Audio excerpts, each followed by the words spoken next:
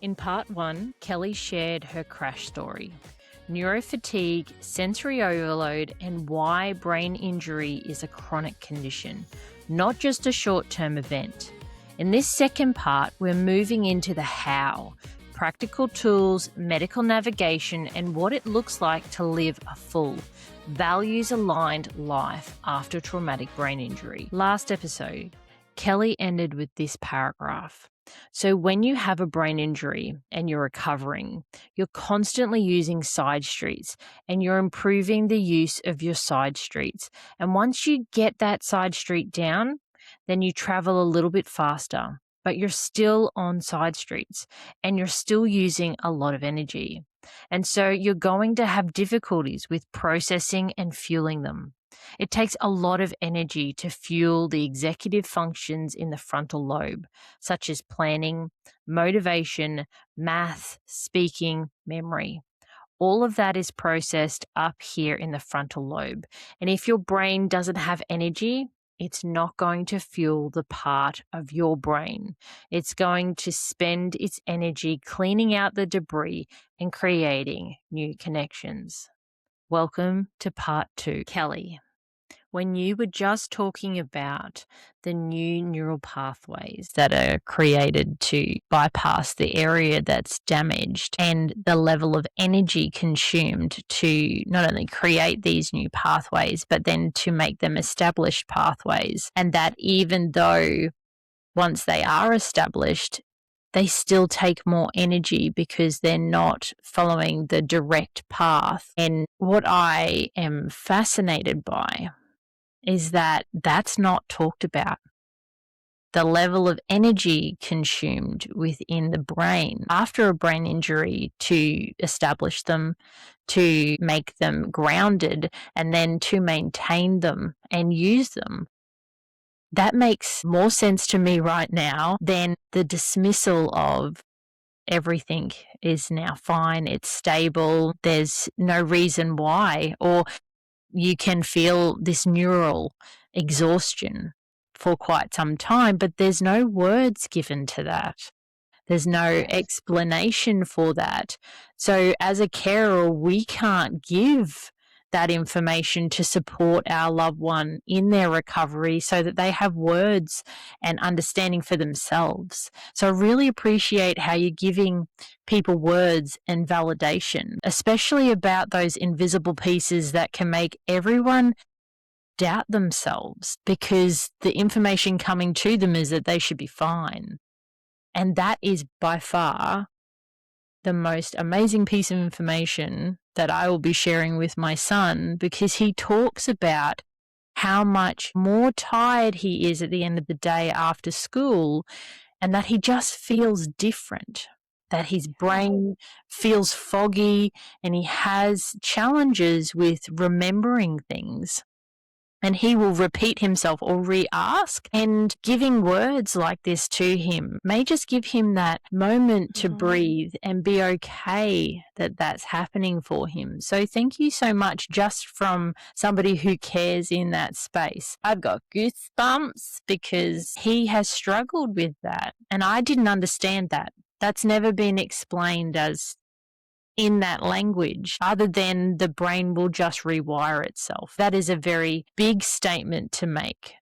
That's not explaining how that happens or then what that means. So thank you so much. And anybody who is listening who is on this journey and has a loved one will also be going, wow, because I don't think, even for other family members who I know have brain injuries, I don't think that's ever been put to words before. So thank you so much. Pleasure. That's my goal, my passion. I want people to understand that they're not being lazy, they're not crazy, and that they're enough. They're enough. And when you were talking about harmful words and so forth, they do stick. Even with people with healthy brains, it sticks. But it can turn into a ruminating thought in someone's brain after a brain injury, because we like to stay in our heads, which is not good. You don't want to stay in your head with negative Nancy and Bobby Bully. They're not nice. but there is an increased risk of suicide after a brain injury. And I think the last thing I read, and it was from Brain Injury of America, which you folks can check out, which has a lot of this information I'm sharing too. And I said that so that your listeners could have that resource.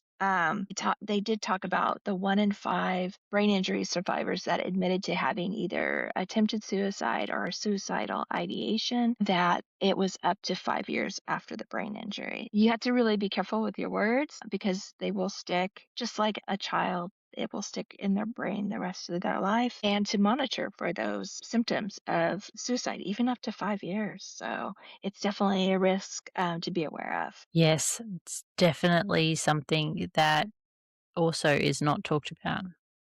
It's not discussed when you leave the hospital. It's not something that you're made aware of, that this could be a truly dangerous outcome from a brain injury. And if you're not aware of depression, if you're not aware of anxiety, if you're not aware, sometimes they're really delicate changes that you can see. If you're not paying attention, they can be missed. And I think the other thing is being heard. They need to feel heard. And Yeah. that adds to that complexity. I 100% believe that those stats are very accurate because it's something that we experience and we were not prepared for it. We weren't aware of it. And because of my caring role, I'm acutely aware of the changes, the small changes. And the scary things is what if I'd missed it? Hmm. What if I hadn't seen it and been like, hey, I'm noticing that you're really struggling in this space. Do you want Hmm. someone to talk to? Do we need to give you somebody outside this space a platform? Because sometimes they need that. They need an outside person to be able to express these things and feel confident in then coming back and communicating these things. And you're right, words do damage. We have Hmm. to be compassionate. We have to be conscious of how we're interacting and the things that are said. And we have to be present in those moments so that they can see that that's a path they don't need to take, that they have the support, they have the love. And sometimes when depression and anxiety become a reality in this space, people feel ashamed. People Hmm. feel like that they can't tell people because they'll just be dismissed or they'll be told you're fine. You know, you're just having a Hmm. moment where it's more than a moment for them. It's more than just a fleeting thought. As you were saying, the rumination of the negativity and the nastiness, the self put downs, that was something that changed and was very loud. And if you're not paying attention to it, you just think about it as they're having a bad moment. That healing is part of the journey, is us as family members, us as caregivers, is holding space. And sometimes that space is just being present, holding their hand. Hmm. I hear the term body doubling for neurospicy individuals to help them to be able to accomplish sometimes simple tasks. And that is what it's like for us in this space as caregivers of people with a brain injury. Sometimes they just need somebody there. They can do the task, but it's overwhelming. And just having you stand there and talk to them about anything else helps them to accomplish it and then feel empowered in themselves that they actually still can achieve these things. And you mentioned that part of your work is now sharing the coping strategies and the tools that helped you, and that you see helping your patients, especially those who still need to work, study, or parent while healing. So let's talk about what's actually doable for people living in this middle area of recovery. When you think about your own recovery, what were some of the most surprising and unexpectedly helpful strategies that supported your brain healing? One of them was creating a mom space. So after my brain injury, my husband became the CEO of the house. And he left his job and stayed home to take care of the kids and manage everything in the house. And the way he does things is different from mine. So I like things picked up and put away, and he's comfortable with them being out to be reused again, right? Mhm. I'm trying to be kind. So it really bothered me when I came in seeing chaos, people living in a house, stuff everywhere. It just really irritated me and frustrated me, and I didn't have the energy to clean or organize or the time. So I figured out to create mom spaces. So that's what I called them. And this was a space in the house that was mine. And I would keep that space nice and clean and organized and the way I wanted it. And it would be just simply a chair with a desk, table or something, or be outside on my deck. And I just, when I needed to get away to relax, I would go to those spaces. So creating a space, a safe space for yourself in your home where you can relax when you need to is a coping mechanism that I was really surprised to learn that was helpful. Yes, safe spaces. We have those in our house too. We created the space so that if everything became overwhelming, out of control, or just exhausted, there was no judgment. There was no needing. We just knew, okay, we need to give time. We put in sensory swings, and recently we've made a book nook where he can have special lights that are a certain tone to help him. He can read, he can just sit and, chill in that space.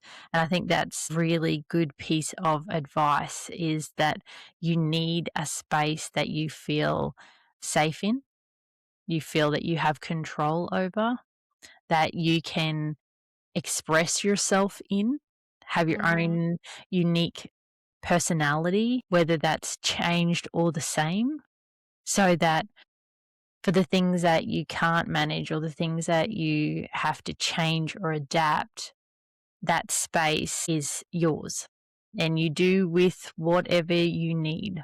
And if you're the complete opposite, where you thrive in things being more relaxed, you have clothes on the floor, or you need it super organized and it has to be alphabetized and color coded, and that space then becomes a sanctuary. It becomes a place to thrive, becomes your place to feel safe and secure, to recharge. And I think that's beautiful to have that because there are times where medical things become a reality and our roles change. And the way that Hmm. we might do something is different to the person that's taken over. And that is processing for ourselves to be able to go, Exactly. it's okay. It's okay. They're doing a fantastic job. I'm so grateful for it. And then finding a way to manage that anxiety of that's not how I would do. That's not how I would set that. But we have to recognize that that is a us problem, not a them problem. Yes. And I think that that's a really great piece of advice. And a lot of our listeners are juggling caregiving jobs and kids like you were. For someone in that position, either as a survivor or the carer, what are one or two gentle, realistic practices that you recommend starting? Well, everyone needs to get sleep. I'm a big proponent of sleep. And the recommendation is 7 to 9 hours. And I know a lot of people think, oh, I operate on six. Mhm. It's not true. I would recommend to read Why We Sleep by Matthew Walker. And he talks about the importance of sleep. Sleep helps with brain health, it helps clean out the toxins and the debris out of the brain when you sleep at night. It modulates your emotions, it helps soften stressors, and it enhances memory. So it's good that both the survivor and the caregiver really make sleep a priority. And brain injury survivors sometimes sleep longer than that. An average is 10 hours a night. They could sleep longer. They may need naps. So encouraging that rest and that sleep for both the brain injury survivor and the caregiver. So if you can do it sitting, do it sitting. If you can do it lying down, do it lying down and get 7 to 9 hours of sleep at night. The other gentle practice I would say is get outside. Outside's really great for the brain and managing moods and enhancing neuroplasticity, that rewiring of the brain. But getting out of the house is kind of like getting out of your brain. And those are all very important for the caregiver and the survivor, because I'm sure the caregiver has some ruminating thoughts too of not being enough for their loved one, or making a mistake, or being irritable, or being angry. So getting outside for both individuals will help with that reset. And it doesn't have to be that long. It could just be 5 or 10 minutes. And if you sit by a bush or a plant, that's even better, because our brains like nature. So those are just a couple things that I would recommend. The other thing is I would try to make moments of joy through your life and your recovery. Life and your brain will let you work, work, work, work, but you should celebrate any new accomplishment, like read a little bit longer, maybe feel less tired on one day, celebrate good brain days. Any celebration or joy you can bring into the moment each day of your life, do it. And that could be just taking a moment to read a short poem, listening to music, dancing, going for a walk outside, crafting, watching a comedic show or movie, all those things. And because things are rough these days, it's really, really stressful. I've been recommending people make a list of things that bring you joy in your life, so that you can look at your list and remember, this brings me joy, and I'm going to try to practice this at this time today. I love micro moments of joy, celebrating the little wins as a caregiver, things like finishing a meal, remembering what we're having for dinner. Those are little moments of joy that may seem very small and normal day for most people, but it's those micro moments of joy and the silver linings that make the day joyous. Even if it's a hard day, if you can pick out those moments of joy, there's room for celebration. We like to celebrate wins. We like to celebrate progress. I think it's really vital and important moment every day. If you've had a hard day, particularly as a caregiver, and to help your loved one as well celebrate those changes that you've seen, I think that helps them to see their progress as well. And then we also can recognize their progress, because sometimes we're so busy in the appointments and getting backwards and forwards to commitments and making sure that they're okay, that we forget about the small wins, that we forget about the big wins sometimes, because we get bogged down in life. And I think it's really important that every day, even if it's just one small moment of joy, that gets recognized and you share it with someone, whether that be your loved one, whether it be your partner, whether it be a best friend, that somebody else hears that there was a win. And the day was hard, but I still had a win. And I think that's really important, so that it's not such a heavy journey. And I also really love outdoors. I think we do blue and green therapy to help with anxiety and depression. So that's being in nature with greenery and the flow of water, and not necessarily having to walk endlessly in that space, but just being present, absorbing the sounds of nature.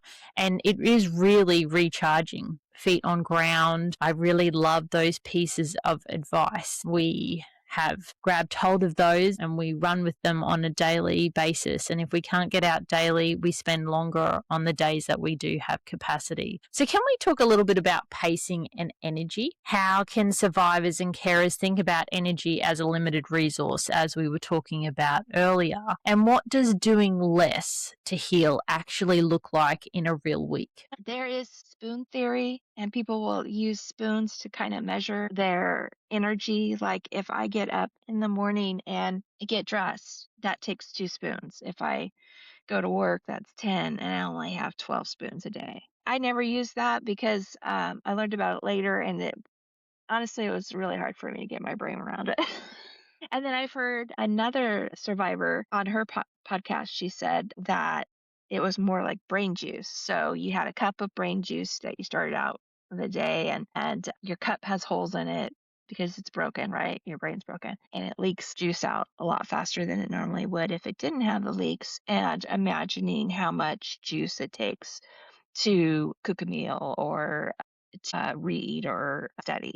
So I've heard that too. I think of like a cellular battery. Usually, most days of the week when I was early in my recovery, I felt like I woke up with 25% of battery life. And when I felt that way, then what I would do is I would keep things to a minimum on that day. I would only do what I absolutely had to do that day. And so if that was go to work, that's what I did. I just went to work. And when I was at work, I did everything I could to save my energy. So I'd wear the dark glasses, the hat, the noise canceling headphones.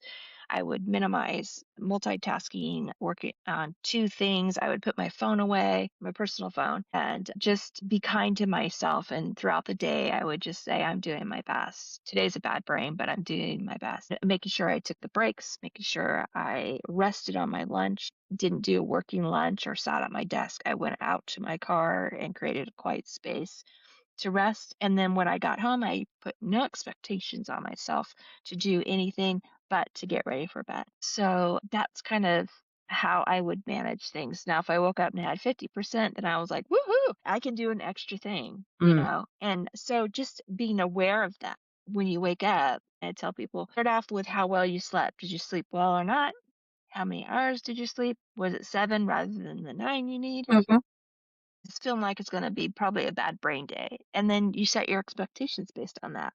And then if you sleep fantastic, you get to do whatever extra thing you wanted to do, which is maybe go a longer walk than you normally would, or you might read a book or that you want to read rather than something you have to read for work or school. Add some enjoyment into the moments where you've got that little bit of extra.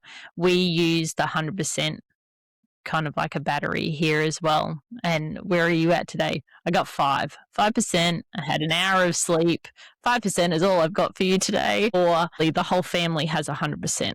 Somebody's got 10, someone's got 25. And so we adjust based on that as a collective rather than it being individualized so that we can support whoever is not feeling great or had less than ideal sleeping conditions. And so I have heard of the spoon theory as well, but I also struggle with that and I don't have a brain injury because I can't relate to the spoon theory. I do really like that the cup of brain juice with the holes, and some holes are smaller and some holes are bigger. I think that is a great analogy, and I'm going to share that with my son because I think he'll find that perfect as well. And I think for caregivers who want to support healing but feel like they're constantly nagging, rest more, don't do that, slow down. What might be a more compassionate or sustainable way to walk alongside someone in brain recovery? What I've learned as a nurse practitioner is you can only do the best you can for your patients. You can only give them the best recommendations, but your patients have to decide if they're going to implement it or not, and being okay if they choose not to. So if your loved one is not going to bed early or maybe choosing to eat fast food rather than fresh vegetables and fruit, which we know worsens brain health and function, you just kind of have to let them do their own thing as long as they're not putting themselves in danger. So that's what I learned is just if my patient wanted to do something and they're going to, it wouldn't harm them, I would say, okay, you can do it that way and see if it works for you. And if they came back and they said they didn't work, then I'd say, well, I did recommend this. Do you want to try it now? And you just have to do whatever they're ready to do. You can't drag a horse to water. You can drag a horse to water, but you can't make him drink. You can't make him drink. So there is that back and forth. The other thing I'd also say to my caregivers is don't argue with the loved one. So some of my patients were developing dementia, and the caregiver would say, hey, it's time to get ready for bed. And the person was resistant. Then I would say, walk away, go into the kitchen for 5 minutes, and then come back, try again. But don't sit there and argue. Once they say no, just go, okay. And hopefully in 5 or 10 minutes, we'll be more willing to go to sleep. And then you have to be really careful with the words that you use, such as you don't want to say, okay, it's time for you to go to bed, because that's what we say to our children. And you don't want to be saying things like that to adults. But to use language like, just to let you know, it's 8:30, you should get to bed by 9:30 so you'll have a really good brain day tomorrow when you wake up. that kind of language. And be supportive in that space and Yeah. be able to ebb and flow, I guess, with them so that it's not taxing on yourself because you're like, "Oh, they need to go to bed right now." And Yeah. Or they need to take their medications. yeah, and doing that and then coming back because everything piles up. And then at the end of the day, you're like, I'm tired. I've spent all of my energy as well. And you're not doing the things that we agreed. I think there needs to be space for grace for Hmm. both parties to go, okay, we use timers. Timers is something that we found to be super helpful in that space, especially with hyperfixations that have come along. So I've put on a 15-minute timer. We have to leave the house in 20 minutes. So in 15 minutes, when the timer goes off, it's time for us to get ready and we're going to stop. And at 10 minutes, there's 10 minutes left on the timer, just letting you know that we will be leaving the house at, and having it on a board as well. So we have multiple moments where they can either be self sufficient. So the prompt is there. We have strategies in place to help when they're having a day that is not so fantastic, where they can see it, but they need a little bit of encouragement. And then we have strategies to support when we're having a really bad day and our brain is tired and our sensory overload is out the window. Everything is triggering everything. We have noise cancelling headphones from Loop. We use over the head technology for noise cancelling headphones, and we have different levels. We have where we can still hear communication, but we have ones that are completely quiet to help with sleep. We have strategies of playing soft music. We were finding that once you took the noise away, if there was no sound happening at all, meltdown or the overwhelm from the sensory input when they were removed was significant. So we added Disney music to the like the headphones over the top. We also have the strategies so that they can seek sensory calm, weighted blankets, cuddle cushions, compression wear to support them, and they change from day to day. Some days they're able to do self-care and they're able to recognize I need a moment, and they'll go and put themselves in, and 20 minutes later they're like, okay, I'm regulated, we're all good, we can go. And then other days where they can't recognize it, they don't know what's going on or what's happening, and we're screaming and yelling or we're sobbing. It just depends. And I think that's something that I've learned over the last 5 years is to be okay when things go awry, when things aren't going to plan, and to have strategies for me as a carer that support my loved one to thrive in that space, no matter how chaotic their brain may be in that moment. And I love how practical and kind your suggestions are. It's not about getting it perfect. It's just about making small changes that the brain can actually handle and not creating additional overwhelm for the caregiver or the loved one on this journey. And one of the most confusing parts for families after a brain injury, I feel, is the healthcare maze. Who to see, what to ask, and what to do when someone says, your scan looks fine. But life clearly isn't fine. It may look like that on paper, but they're not living the 24 hours.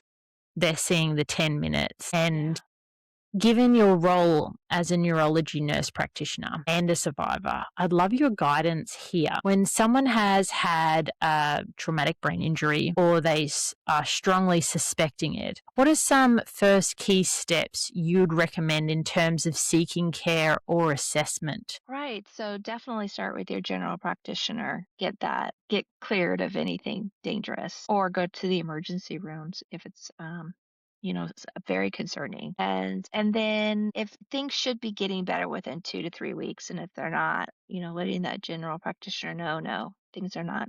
Things are persisting. And then really getting that referral to the PMR doctor, the physical medicine rehab doctor, who can also refer to the speech therapist, the neurotherapist. So neurotherapists help with balance and vision, tracking of the eyes and so forth, and occupational therapy. things that you should check into when symptoms persist, such as headaches or dizziness, equilibrium, difficulty with reading, anxious and high sensory environments like the grocery store, because of the noise, people moving, the aisles that play tricks on the eyes, and the music sometimes they play can be overwhelming for a brain injury survivor to go to the grocery store. Things persist. Consider checking the ears, having the patient screened for sound sensitivity. Get their vision checked. Now, there's lots of specialists for the eyes. Usually, here in the US, we start with an optometrist, so the people that do the glasses. They look at clarity, and usually clarity stays intact after a brain injury. There's ophthalmologists, but they are for eye diseases. Usually, we'll get a referral if you have double vision, and they can write a prescription for prism glasses to help with the double vision. There's behavioral optometrists, and they actually look at how well the eyes work together and how the brain is processing the vision. And that's usually where the hiccup is with people after a brain injury, that those processes get knocked offline. And they have therapies to help improve the visual processing to heal. And for me, I was diagnosed with binocular vision dysfunction, which is like double vision, but it's really super fine, like you wouldn't know. You wouldn't notice it, but I used to tilt my head to the right to be able to see things clearly. And then I was wondering why my neck is killing me. So fortunately, I got sent to someone who diagnosed with that and gave me prescription glasses that evened out that vision for me, and my neck got better. But also, I was able to read longer. My screen tolerance went up exponentially. I had more energy at the end of the day. So vision and hearing are really, really important to check out after a brain injury. And then the neck. A lot of times the neck gets injured in a concussive type injury, whether that's whiplash or you're a football player and you get tackled. If the neck is off and the proprioceptors in the neck are off, then you're going to feel off and off balance. So they will misfire, kind of communicate with the brain the wrong information, and that person will feel off and be at risk of falls. And the same thing if there is a broken leg or a foot injury along with a brain injury, all those need to be addressed. They all need their own therapies to get them back up and working and healed so that those receptors can communicate correctly the position of the body to the brain. I think you've been really clear in the research that I've done about the importance of choosing the right healthcare practitioner or provider. For a listener who feels out of their depth, what are a few things that they can look for or questions they might be able to ask to see if a provider understands brain injuries and is actually a good fit? Because not everybody who is in the fields understands brain injury. Yeah, definitely. So when you're making the appointment, ask the provider that you're seeing if they have experience with brain injury and or a passion. Ask them straight up. How many patients have you taken care of that have TBIs, strokes, so forth? Are they passionate? When's the last time they went to a brain injury conference? Those kinds of questions. And if it's none of those things, you may want to move on down the hallway to another provider and ask the same questions, because they're not going to understand the nuances of what it's like to live with a brain that is not processing the same way as it did previously. So that is really key, is asking how many brain injury patients do you take care of? What's your experience with it? When's the last time you went to a seminar for CEs for that, for brain injury or stroke or management of brain injuries, such as speech therapy and occupational therapy? They often put on CEs and webinars too that you can learn from. I think one of the other things that we've found here in Australia is that in a hospital environment, you don't get to see the same doctor. You don't get ongoing care with the same practitioner, which is really difficult. And I talked about it a little bit in my previous podcast about how many personalities have to be juggled, managed, accommodated in that space, and the polarizing of those personalities, how they study, what part of their study journey they're at, because we do have a lot of learning practitioners and doctors in our spaces in hospitals, particularly in our public system. And it's really difficult to get continuity of care because you're not seeing the same person. You're not having the same understanding of where we were to where we are now. And I think that's another element of care particularly here in Australia. I'm not as sure about around the world, but we do struggle with that, where you have to repeat the same things and a completely different outcome, completely different recommendation that doesn't sit with the holistic nature of the care that we provide. And I find as a carer, that's a really hard space to be in, to be able to advocate for somebody when the person doesn't know you're somebody. They've never met them. This is the first time, and every time you meet somebody new, and that's really difficult. It's not like your general practitioner that you get to go and see day in and day out. A lot of these specialties, because of wait lists and the level of load, you see once every 12 months. Or, your general practitioner might speak to the nurse practitioner, and that nurse practitioner might be somebody completely different as well. And it's such a complex space to be in, and we don't get that same one-on-one with nurse practitioners, or even when you're in a hospital setting and you've had the injury, you get to see them for 5 minutes when they're doing their rounds, and that's a really hard space as a caregiver. And many carers and survivors feel intimidated or completely dismissed in the medical settings. How can they prepare for appointments in a way that supports their brain and gives them the best chance of being heard without turning it into another full-time job, to be able to get the support that they truly need, especially when we're talking about medical practitioners changing all the time? I understand that. We actually have that here in the US, and patients do complain about it. And you're right. There should be continuing of care, because that's when you pick up on the nuances and changes in your patients. And it's unfortunate that the healthcare industry has gone away from what I would recommend. It's on my website. I call it a stressless medical sheet. It looks like this. And what I have done is I have created all the questions that the provider is going to want to know to be able to make a plan of care on there. And it's in the exact form that they are trained to gather information Well, that's and fantastic. chart under. Yes. So you can go to my website, kellytuttle.org, and download that for free. And that's one thing that will help, because you're right. Visits are short, and you've got to be concise in your history giving.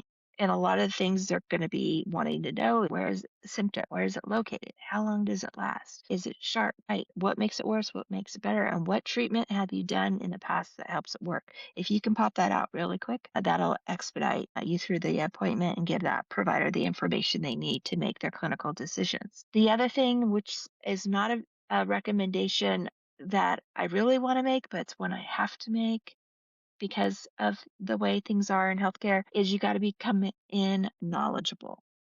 So if there is a therapy or a treatment you specifically want, bring the research in, have the name, have the website that you're seeking, and bring that in and say, this is what I'm asking for and this is why.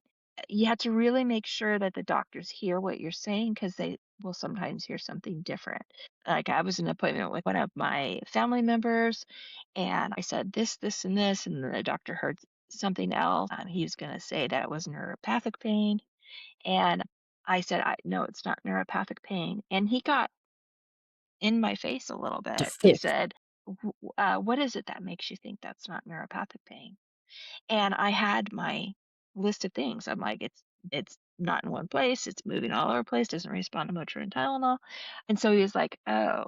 So you really have to be a knowledgeable caregiver and really advocate for the person that you're caregiving for, and have that knowledge, have it written down, ready to go, knowing you've got to be concise and to the point. And if there's something you specifically want, be very knowledgeable as to why you want it, why it would be good for your loved one, and then keeping all the information that you write on that form that I provided, keeping the patient's care in a binder so you can flip through it quickly to provide the information. If you can get copies of radiology reports, MRIs, CT scans, blood tests, have them all there available and up to date. Have a list of all the medications the person's taking and over the counter medications, plus the list of medications the patient has not tolerated or had an allergic reaction or sensitivity to. Have that there and available. And then that way you can communicate quickly and get the information to the provider that they will need to make their decision. And if all that said and done and they're a big fat jerk, then just don't see them again. I don't have any advice for jerks. Sorry. And I think the other element is that there's no space for positivity because you have such a limited period of time when you're seeing a practitioner. There's not time for you to go, oh, these are all of the wins that we've had, to celebrate them. You're there to do the doom and gloom. This is the things that are not working. And I think that's the other element that a lot of caregivers feel really desperate about, because there is no celebration and your person feel like, oh yeah, I'm crap, I can't do anything.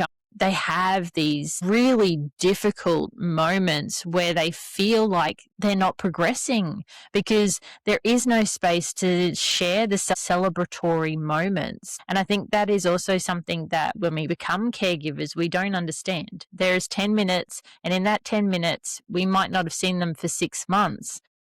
We have to get through. These are the things that are ongoing struggles for the last 6 months. Bam, bam, bam, bam, bam. And it's fast paced. There is no time for fluff. There's no time for human connection. And I think that really brings a struggle to the environment as well, for not only the caregiver, but also for the loved one that you're advocating for. And it's even harder when they say, everything looks normal. They're fine. But your loved one is saying, I am struggling. And what would you do to encourage them to get to the next step and be heard? Well, communication's 50-50, and you're only responsible for 50% of it. If the doctor is not going to do the things that you need, you can only do the best you can. And I often recommend for brain injury survivors is to journal. And the other reason about journaling is so that you can look back and see how far you've come. The journal will tell you that. It's nice the caregivers do that too. And because people aren't going to tell the person, I know you're having a rough day, but remember back when it took you an hour to get ready? Now it only takes you 45 minutes. I tell people early in my recovery, I couldn't make coffee and toast at the same time. Yeah. I would make the coffee, put the toast in the bread thing, go sit down on the couch with my coffee, and forget the toast. And then I'd wonder why I was hungry, and then I'd put my coffee mug down, and then I'd make toast, and then I couldn't find my coffee mug. And now I'm back to work and I wrote a book and all that stuff. So now I can look back at that and see how far I'd come, because there are those days where you're sitting on the couch, tired, exhausted, and frustrated. And you're looking at your iPhone and all your friends are going on living with their life and you're stuck and you feel stuck. But if you look back, you'll see those tiny steps. And if you have a trusted family member, our friend, you can ask them, man, I just feel like I'm just stuck. I'm not doing anything. What do you think? What improvements have you seen? And they can help you with that too. Or you could both laugh at that one time when you were early in your recovery and you kept saying the F word over and over again. So you can't really rely on the doctors or the healthcare providers to do that. You're going to have to create a system to be able to look back and see the progress. And that's so reassuring to hear from someone that's inside the system and a survivor who really understand what it's like on the outside of that system. And we've spoken about symptoms and tools and systems, but underneath all of this is something very personal: who we are now. For many survivors and carers, there's grief for the life before the traumatic brain injury or the acute injury, and also this question of, can we still live fully from here? How did your own sense of identity shift after your brain injury, especially as someone who is used to being strong, a capable nurse practitioner, martial artist, and all the other roles that you hold? You really have to get the support that you need that's out in the communities. Going to support groups is really helpful. You learn from the other survivors, things that you can implement in your life to make it a little bit better. Talk therapy is crucial. It helps you reset those ruminating thoughts to something that's more akin to reality. So really utilizing family therapists, talk therapists, psychologists, and psychiatrists. Just really quick, psychiatrists are great specialists that can help with behavioral issues, impulsivity, anger outbursts, and sleep. So if those are issues, the psychiatrist can help you with that. A psychologist can help you dealing with the change in your life and coming into grasp of the reality of what's going on now. For example, I saw a psychologist, and one of the pivotal things he told me was that you're most likely going to burn out early. You're not going to be able to continue to work full time. So I would recommend you plan for an early retirement. So those kind of specialists can definitely help you with that, but also encouraging the survivor or as a survivor to listen to podcasts about growth mindset, resilience, developing emotional intelligence, practicing mindfulness, learn about mindfulness and practicing it, and gratitude. That will help center you and get to improve. It's called metacognition, the ability to regulate and be aware of your thinking. And that's really an important self resiliency tool that will help you with your recovery and getting to know the new you. When we talk about living fully after a head injury, what does that mean to you now? And how might that definition be gentler and more spacious than what we're often told it should look like? Well, to know if you're living to your fullest, you have to be aware of your values. So you do need to sit down and ask yourself, what are your top three values? And that could be like wisdom, truth, freedom, family, love, those kinds of things. And then what are the top three or top five? And then when you look at your life, are there things that support those values, or are there things in your life that detract from them? And you need to let those go because they're not a part of your values. If you don't have those values, I mean, your values are your North Star. So knowing what's important to you, for instance, mine is learning. And a part of learning is traveling. And so my value is to make sure that I spend my money towards saving for travel. And that's my North Star. And then when I go on a trip, whether it's a little trip out of town or to Europe, then that is me living to my fullest life. Does that make sense? Yes, it does. When we look at the difference between what a full life looked like previous and what a full life looks like after, I think the adjustment of what does it look like now, taking that moment to center yourself and to work out what it is that you want, how you feel, and giving yourself that target. This is what I need in my life to find joy, to find meaning, and having a readjustment. No judgment, no negative feelings about the change. And there may be some moments of grief. I've just lost these things. They don't feel like me anymore. And I'm kind of sad about that. And that's okay to feel sad about that, but I really resonate with finding your North Star, finding that value that defines where you are now, not where you. And I think everyone needs to show themselves some love and some grace and some understanding that those things can change from what we were wanting to what we are wanting now, and the flexibility to be at peace with that change. And I really appreciate how you're honoring both the losses and the possibilities and really not bypassing either of them.